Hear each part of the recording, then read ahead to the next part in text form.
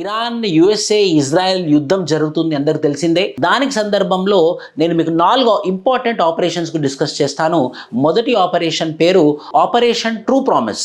మనకు తెలిసిందే ఫిబ్రవరి 28 రోజు అలీ ఖమ్నీ అయతుల్లా మీద దాడి చేసి అతను చనిపోవడానికి కారణమయ్యారు. United States of America Mossad ఇచ్చిన ఇన్ఫర్మేషన్ మీద తెహ్రాన్ లో బాంబు దాడులు చేసి అయతుల్లా అలీ ఖమ్నీని చంపేశారు. సో దానికి రిటాలియేషన్ గా ఇరాన్ ఏవైతే అమెరికా స్థావరాలు గల్ఫ్ కంట్రీస్లో ఉన్నాయో గల్ఫ్ కంట్రీస్లో ఉన్నటువంటి స్థావరాల మీద వీళ్ళు బాంబు దాడులు చేయడం మొదలుపెట్టారు.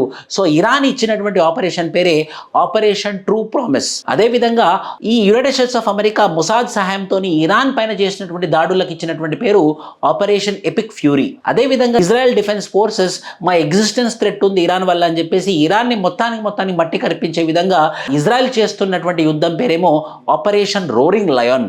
అదేవిధంగా ఇండియా మన ఒక 10,000 మంది ఇండియన్స్ ఇరాన్లో చిక్కుపోయారు కాబట్టి వాళ్ళని తీసుకురావడానికి కోసం ఇండియా చేసినటువంటి ఆపరేషనే ఆపరేషన్ స్వదేశ్.